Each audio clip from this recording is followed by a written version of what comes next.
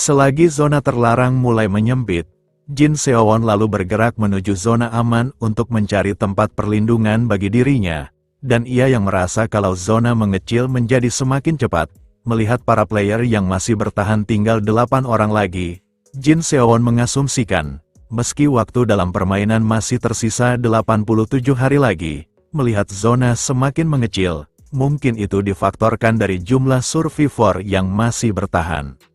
Jin Seowon yang memasuki area terbuka di depannya, dia yang mencoba untuk melewati tempat tersebut pun berkata dalam hatinya, jika ia bertemu seseorang di tempat itu, hal tersebut pasti akan memancing perhatian dari survivor yang lain, dan tak diduga, ketika serangan dari sebuah skill magic melesat ke arahnya, Jin Seowon yang menyadari suara dari serangan tersebut pun sebelum serangan itu mengenainya, dia pun menghindar dengan cara melompat ke udara. Setelah ia turun kembali ke tanah, dia yang melihat serangan tersebut pun meyakini, kalau serangan itu sengaja diarahkan kepadanya, dan pada saat ia sedang bertanya-tanya kenapa kehadirannya bisa diketahui meski ia sudah menggunakan item Cloak of Invisibility, Jin Seowon yang melihat serangan berskala besar yang sudah siap menghujaninya dari atas langit, pada saat serangan itu mulai menargetkannya, dia yang merasa kalau serangan itu yang terlalu banyak yang tak bisa ia hindari, dia pun bersiap dengan kuda-kuda untuk menggunakan teknik Secret of the Unbreakable Fist bagian pertama Straight Severing Fist. Dan pada saat tinjuannya itu diarahkan ke serangan musuh yang mengarah ke arahnya, dengan daya kejut yang besar, Jin Seowon pun berhasil melenyapkan semua serangan dari musuhnya itu. Setelah Jin Seowon berhasil menghalau serangan dari musuhnya itu, dia pun lalu melompat tinggi untuk mencari keberadaan musuhnya tersebut, dan setelah mengetahui posisinya, di sisi player yang menyerang Jin Seowon, dia yang mulai merasa panik karena Jin Seowon bisa menangkis serangannya yang ia rapalkan dari mengorbankan semua mana yang ia miliki. Pada saat player tersebut akan melarikan diri, Jin Seowon pun terkejut, karena seorang player yang bertipe assassin datang di belakang player itu dan langsung menusuknya. Mage itu yang berkata kalau dia tidak merasakan hawa kehadiran dari assassin itu pun lalu dibalas oleh assassin itu dengan mengatakan, kalau seharusnya mage itu menyimpan sedikit mana untuk detection magic atau bisa memasang sebuah barrier untuk keselamatannya. Karena, bagi seorang assassin sepertinya, menghapus hawa keberadaan adalah hal yang sangat mudah dilakukan, dan setelah mengucapkan kata perpisahan kepada mage tersebut, setelah menarik belatinya, mage itu pun mati sekaligus menandakan, kalau player yang masih bertahan tinggal 5 orang lagi.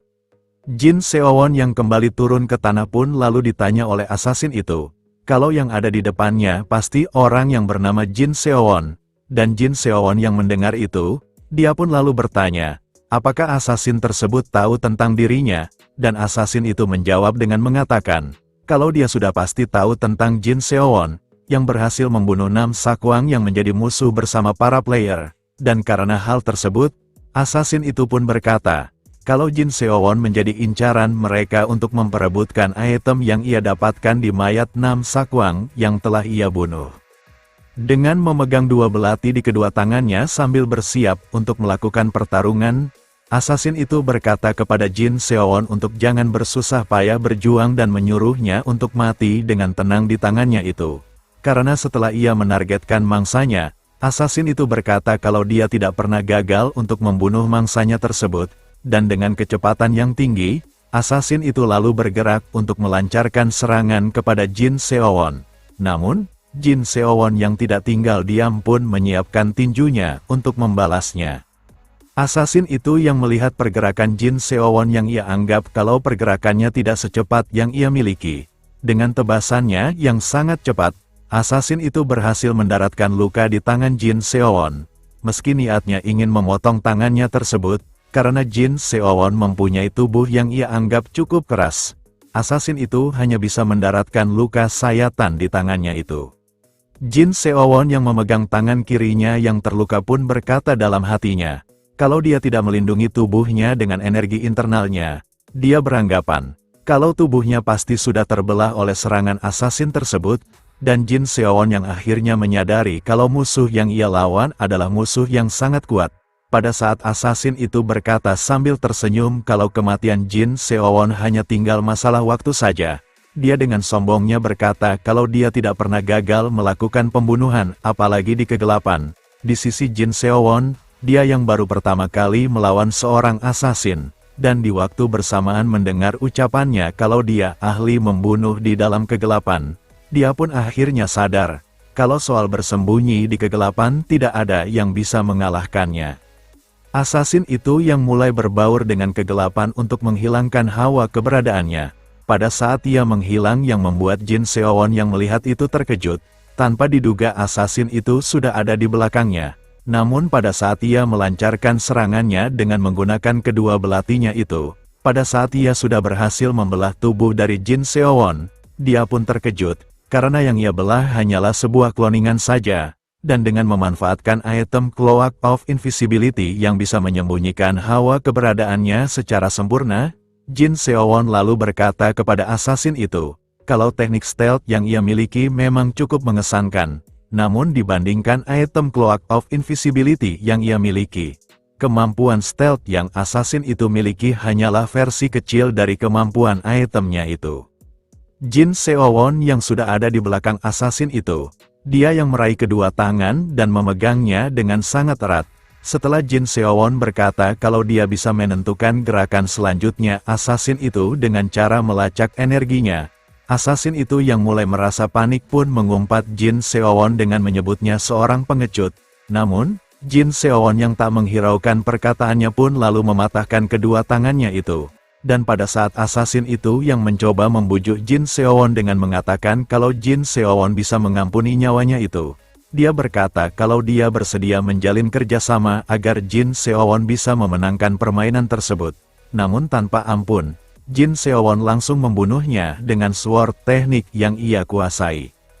Dengan pemberitahuan sistem yang menyampaikan kalau Jin Seowon berhasil membunuh asasin itu yang diketahui dia bernama Tam Ren dengan menggunakan sword teknik yang telah ia kuasai, dengan 4 player yang masih bertahan hidup. Setelah menyerap life force dari kedua player yang sudah tereliminasi itu dan memakai healing scroll milik mereka yang ia looting, dikarenakan area tempatnya sangat terbuka, Jin Seowon berencana untuk looting dengan cepat dan langsung pergi dari area tersebut, dan setelah menjarah item dari kedua player itu, Jin Seowon yang mendapatkan sebuah buku item dari assassin itu pun tak mengira, kalau si assassin itu mempunyai buku item yang sangat mengesankan.